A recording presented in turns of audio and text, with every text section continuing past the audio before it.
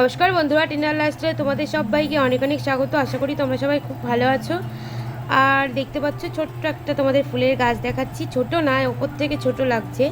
এটা ছোট ছোট সাদা ফুল হয়েছে, দেখো এই ফুলগুলো দেখতে খুব সুন্দর। আজকে তোমাদের ফুল দিয়ে ভিডিওটা শুরু করলাম। আর আমার শরীরটা সত্যি বন্ধুরা খুব খারাপ, আমি ভিডিও বানাতে পারছি না, তাই একটা ছোট্ট ভিডিও তোমাদের সঙ্গে শেয়ার করলাম। আজকে তোমাদের একটা জিনিস দেখাবো, আমি ঘরেই করেছি, ওটাই একটু তোমাদের দেখিয়ে দেবো।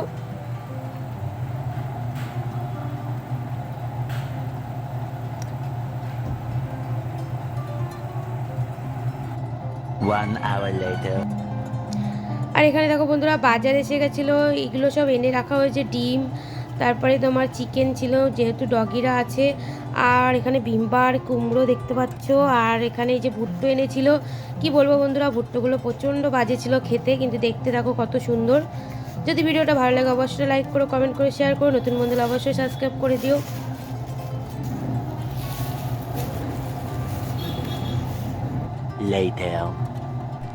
আজকে দুপুরের মেনু হচ্ছে তোমার বন্ধুরা ভেটকি মাছের ঝোল হবে আলু দিয়ে আর সজনে ডাঁটা দিয়ে, আর পুঁই শাক চচ্চড়ি, আর হচ্ছে টমেটোর চাটনি।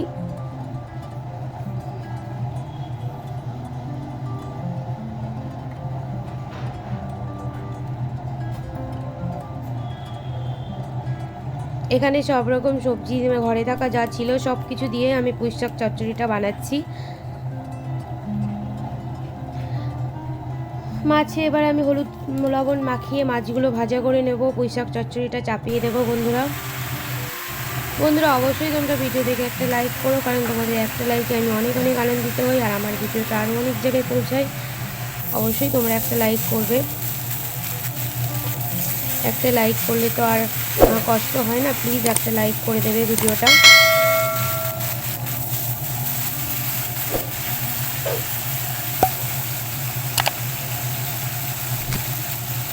যারা আমার ভিডিও তোমরা দেখছো তাদেরকে অনেক অনেক ধন্যবাদ বন্ধুরা। 6 hours later.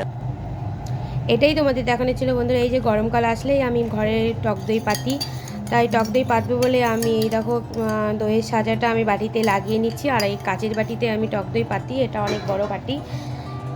আমি দুধটা আগে থেকে খুব সুন্দর করে জাল দিয়ে রেখে দিয়েছিলাম, এটা উষ্ণ দুধ আছে, আমি দইটা পেতে নেব।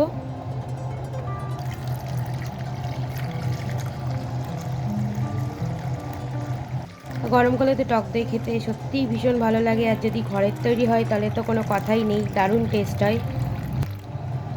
তো ভিডিওটা তোমরা দেখতে থাকো বন্ধুরা, এরপরে আরও একটা সুন্দর ব্লগ নিয়ে তোমাদের সামনে আমি আসবো।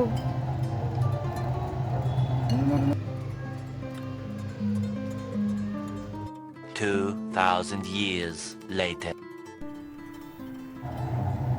দইটা দেখো বন্ধুরা, পরের দিন সকালবেলায় কত সুন্দর পাতা হয়ে গেছিলো। আমি রাত্রেবেলায় দইটা পেতে রেখেছিলাম, এটা সকালে আমি তোমাদের দেখাচ্ছি। দইটা দেখো পুরো চাপ ধরে আছে, এবার আমি ফ্রিজে ঢুকিয়ে দেবো দইটা।